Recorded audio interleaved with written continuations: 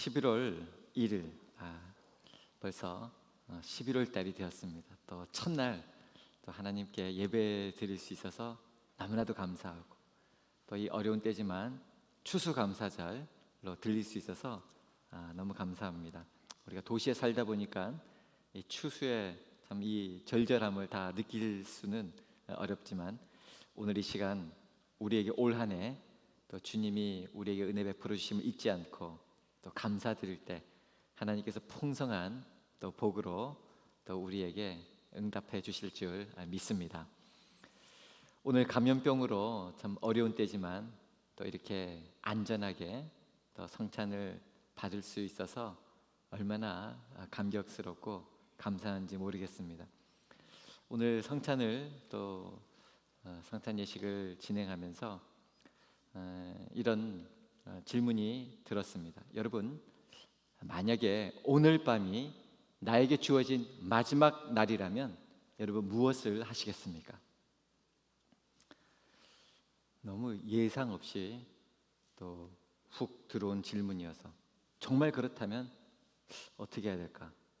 너무 갑작스러워서 낙심이 되어서 밤새 울 수도 있을 것입니다. 아니면 아는 사람 한 사람에게라도 더 전화하며 마지막 작별의 인사를 나눌지도 모르겠습니다. 그렇다면 우리 예수님은 이 땅에서 마지막 날 무엇을 하셨을까요? 우리 예수님은 제자들과 함께 식사를 하셨습니다. 예수님의 제자들과 유월절 식사를 하시다가 그리고 성찬식을 베푸셨습니다. 우리가 조금 전에 성찬식을 나누는데 주께서 잡히시던 밤에 바로 성찬 예식을 하였죠. 고린도전서 11장 23절에서 26절에 이 말씀이 기록되어 있는데, 예수님은 성찬식을 위하여 특별한 음식을 준비한 것은 아닙니다. 모세 때로부터 내려오던 관습대로 유월절 식사를 하신 것이죠. 그리고 그 만찬에 특별한 의미를 부여하셨습니다. 초대교회의 성찬은 지금 우리가 아는 성찬의 모습과는 달랐습니다. 말 그대로 식사였습니다. 성도들이 각자 준비해온 음식으로 함께 한 식탁에서 식사를 나누고, 뒤이어서 떡과 포도주로 성찬을 나누었던 것입니다. 그래서 그 함께 했던 식사와 성찬을 합쳐서 고린도전서 11장 20절에는 바울은 이것을 주의 만찬이다 이렇게 부르고 있습니다. 초대교회 성도들은 주의 만찬을 통해서 예수님을 기억하고 주 안에서 서로가 하나가 된 것을 확인하였었죠.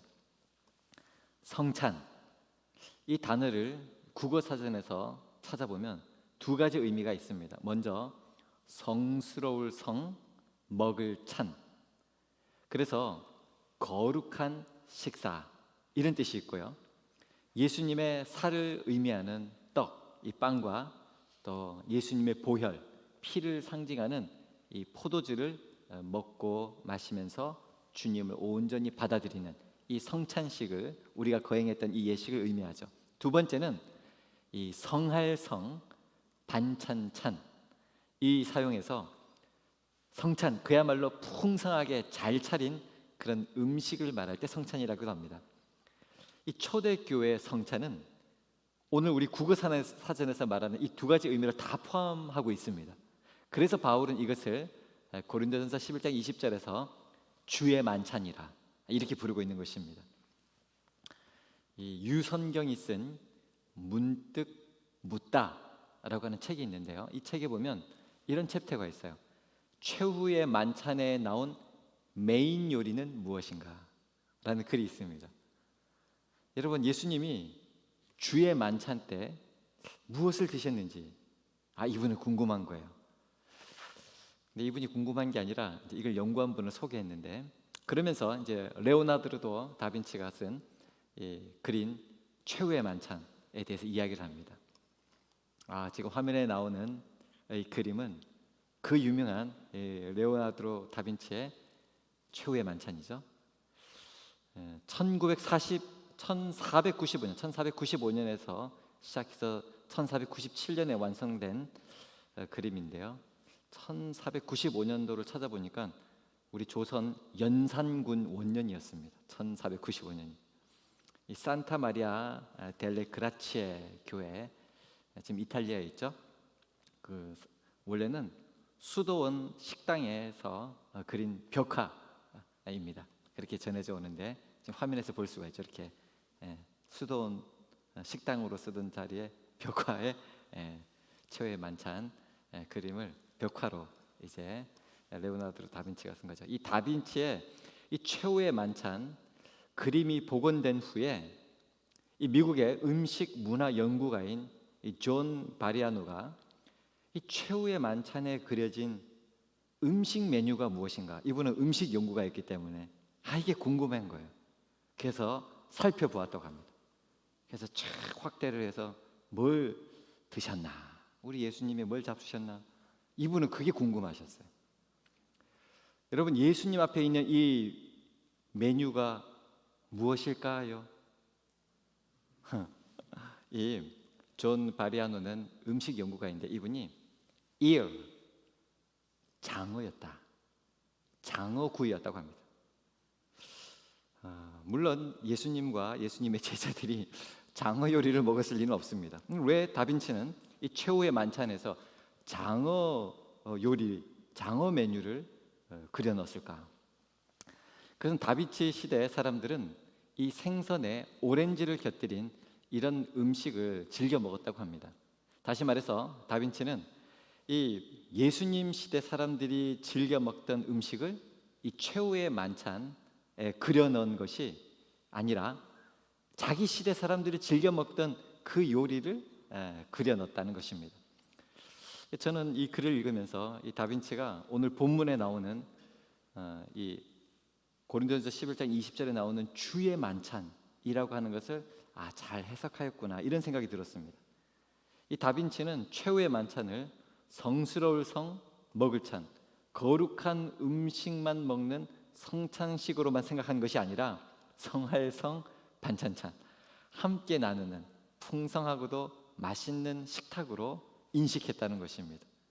그래서 주님이 함께하는 그 자리의 식탁은 천국의 만찬이다 라고 하는 의미를 또 담아서 그렸다라고 하는 것이죠. 우리 초대교회 보면요, 사도행전 2장 46절에는 이 예수님을 믿고 이제 성령을 받은 사람들이 함께 모여서 식사를 하는데 떡을 떼며 기쁨과 순전한 마음으로 음식을 먹었다, 이렇게 기록하고 있어요. 그래서 이들이 식사하는 모습은 주께서 구원받는 사람을 날마다 더하게 하시는 요인이 됩니다. 기쁨과 순전한 마음으로 떡을 떼고 음식을 먹었다, 이게 말입니다. 근데 고린도전서 11장에는 근데 이제 고린도 교회 성도들의 식사 모습은 오히려 사람들이 교회를 떠나게 만드는 그런 요인이 되었다고 지금 지적하고 있는 것을 말씀하고 있는데, 사도 바울은 그래서 주의 만찬의 기본 정신을 다시 회복하라 권고하고 있는 것입니다. 그래서 오늘도 우리가 주의 만찬의 그 정신을 회복하기 위하여 이 코로나 어려운 때지만 성찬 키트를 통해서 안전하게, 하지만 우리가 예수님의 몸, 예수님의 보혈을 받은 예수의 사람으로서 예수의 정신, 예수의 마인드, 예수의 스피릿으로 이 땅에 빛과 소금 되어 살겠습니다.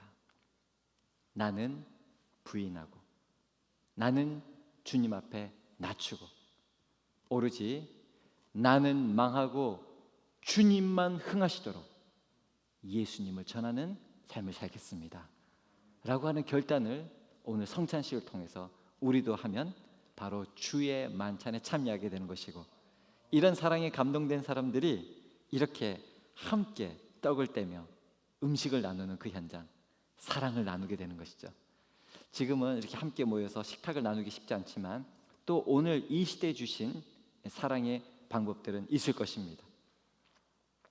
아무것도 아닌 것 같지만 카카오 선물로 칙 커피 한 잔을 쏘아주시면 주님의 사랑을 담아서 나눈 것이라면 참 예수님을 통하여 이 귀한 우리 성도님을 만나게 되었고 이렇게 나를 사랑한다는 것을 또 전달받을 수 있어서 그분을 통하여 주님께 감사하게 되는 것이죠. 좀 어렵긴 하지만 그러나 이 정신만큼은 우리가 이어가야 한다라고 하는 것을 오늘 우리는 다시 한번 성찬식을 통하여 확인할 수 있어서 얼마나 감사한지 모릅니다. 오늘 함께 나눌 말씀은 마태복음 15장 21절에서 28절 말씀인데요. 예수님께서 이 유다 지경을 넘어서서 두로라고 하는 그런 이방인이 사는 지역으로 가셔서 한 여인을 만납니다. 만난 게 아니라 그 여인이 주님을 사실은 찾아왔죠. 22절 말씀에 보면 가나안 여자 하나가 그 지경에서 나와서 소리질러 이르되 주 다윗의 자손이여 나를 불쌍히 여기소서 내 딸이 흉악하게 귀신 들렸나이다. 이렇게 소리를 지른 것입니다. 여러분, 이 여인이 행복할까요? 딸이 지금 흉악하게 귀신이 들렸는데 행복할 리가 없을 것입니다. 그러면 이 여인이 행복하지 않은데 감사할 수 있을까요? 뭐 굳이 답을 안 해도 우리가 충분히 심정적으로 이해가 됩니다. 너무 불행한 여인이었는데 예수님이 자기 지방에 오셨다는 것을 듣게 되었습니다. 아마 예수님의 소문을 익히 들어 알고 있었던 것 같고요. 그래서 예수님이 자기 지방에 오셨다는 말씀을 듣고는 예수님을 향하여 나아갔습니다. 왜냐하면 이 여인은 지금 너무 불행하고 너무 절박했기 때문입니다. 내 딸이 흉악하게 귀신 들렸나이다. 참 얼마나 기가 막힌 말이고 얼마나 참혹한 말이고 얼마나 괴로운 말입니까?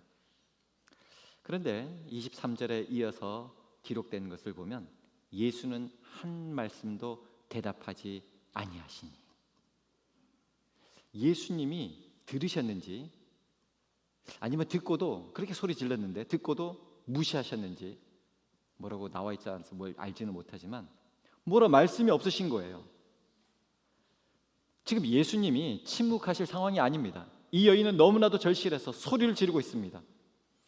여러분, 고난당하는 사람들이 외치는 소리는 들려야 정상입니다.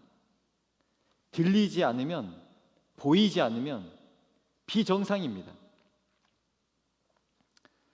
참 너무 안타까운 일들이 지금 많이 일어나고 있는데, 대학교에 학생들에게 강의실에 들어오면서 어떤 사람을 보았습니까? 적게 했습니다. 누굴 보았습니까? 오다가 친구를 만났습니다. 선배를 만났습니다. 조교를 만났습니다. 교수님을 보았습니다. 누구를 보았습니다. 그 누구 하나도 환경미화원, 우리 학교를 깨끗하게 청소해 주시는 분, 그걸 보았습니다. 쓴 사람이 없는 거예요. 분명히 그분들은 우리와 같은 공간에서 있는데 안 보이는 거예요. 여러분, 지금 예수님의 침묵은 소극적인 폭력일 수가 있습니다. 대답하셔야 됩니다. 응답하셔야 됩니다. 반응해야 됩니다. 무엇이라고 몸짓이라도 해야 하셔야 됩니다.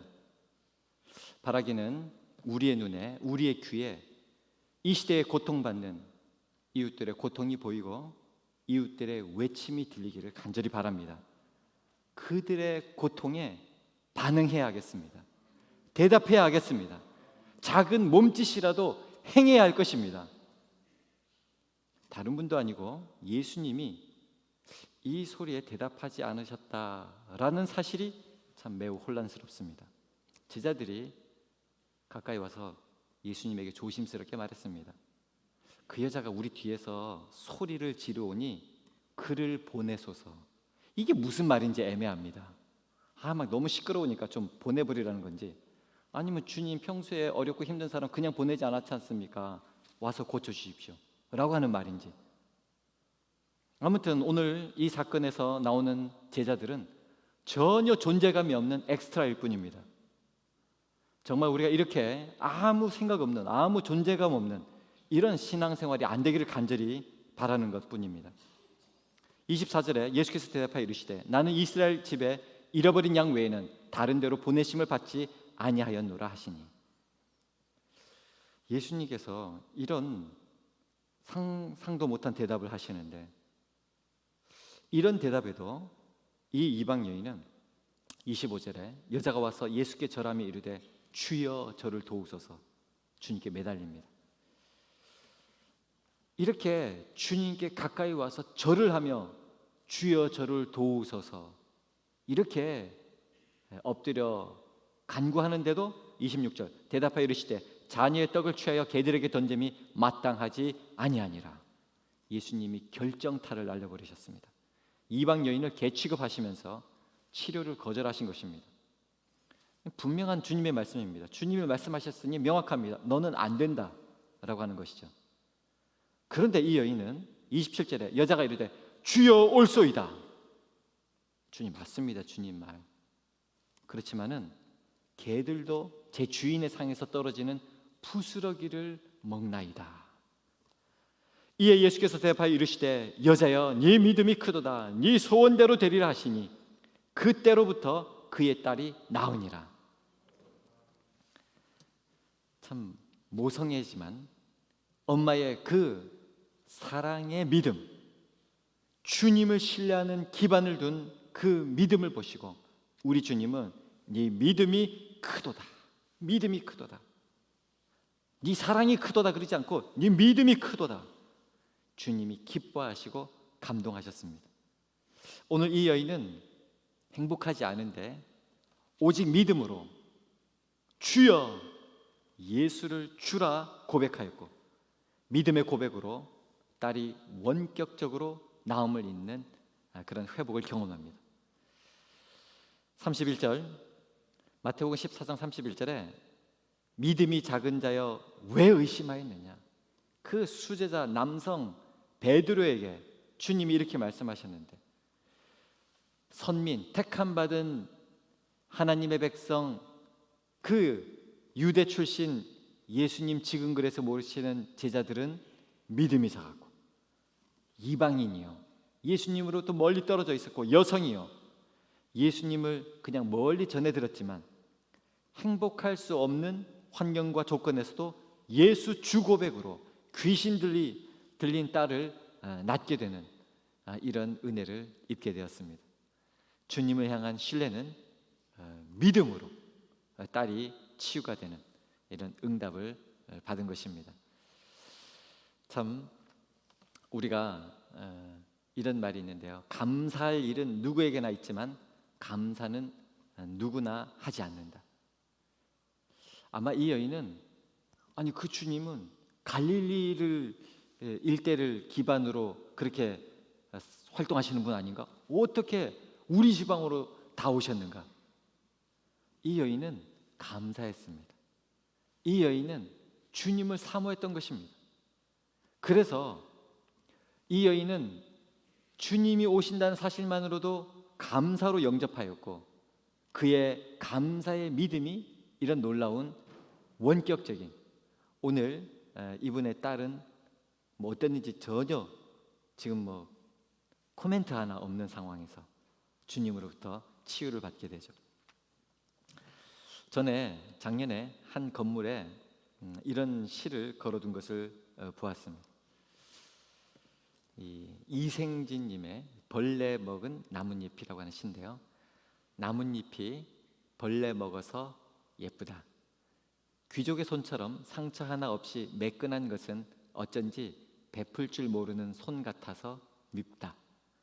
떡갈나무 잎에 벌레 구멍이 뚫려서 그 구멍으로 하늘이 보이는 것은 예쁘다.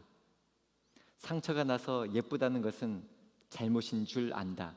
그러나 남을 먹여가며 살았다는 흔적은 별처럼 아름답다. 이 남을 먹여가며 살았다는 흔적은 별처럼 아름답다. 이 19절이 너무 좋은 거예요. 어머니 생각도 나고 예수님 생각도 났습니다. 남을 먹여가며 살았다는 흔적은 별처럼 아름답다. 참 감사, 또 감사죠. 이 시를 보며 한번 생각해 보았습니다. 여러분 놀라지 마십시오. 이런 그림이 있어서 이게 잘 안 보이면 좀 징그러울 수 있는데 자세히 보면 좀 귀엽기까지 합니다. 이 벌레가 그 다음 사진을 보면 이렇게 힘들게 나뭇잎에 매달려서 이제 그 나뭇잎을 먹었는데 오늘 19절과 같이 이렇게 떡갈나무 잎에 벌레 구멍이 뚫려서 그 구멍으로 하늘이 보이는 것은 예쁘다. 그런 모습을 보여주고 있는 것 같습니다. 어쩌면 이 여인은 비난과 창피를 당했지만 내가 지금 아픈 것을 오픈하는 것도 힘든데 내 자녀가 그것도 귀신에 들려서 이런 어려운 상황에 처한 것을 공개하는 것도 힘들지만 그러나 사실 딸을 위해서 이 여인은 사랑을 먹인 것입니다. 그래서 그녀는 별처럼 아름다운 믿음의 사람이 됩니다. 오늘 또 이 자리 하나님께서 우리 특별한 자리 허락해 주셨는데 이 감사절을 통해서 정말 행복할 조건이 없는 이 상황 속에서도 이 여인은 믿음으로 주님께 나아갔고 주님 앞에 주님이 주시는 어떤 상황도 주님이 침묵하시는 것은 나로 하여금 더 믿음으로 적극적으로 행동하라고 하는 그런 초청으로 받아들이고 소리 질러서 먼 거리에서 소리 지를 뿐만 아니라 주님이 침묵하실 때 더 가까이 나갔고 더 엎드렸고 주님께 도와달라고 간구하며 주님이 주시는 말씀을 매몰찬 거절로 영접하지 않고 나에게 향한 분발과 격려로 들어서 주님으로부터 내 믿음이 크도다 내 소원대로 되리라. 그녀의 소원대로 그렇게 주님이 말씀하시자마자 이 자리에 있지도 않은 집에 있던 딸이 그때로부터 나음을 입었다. 오늘 성경은 이렇게 말씀해 주고 있습니다. 성경이 말씀하는 것은 오늘 우리에게도 동일한 역사는 얼마든지 일어난다 약속해 주시는 것입니다.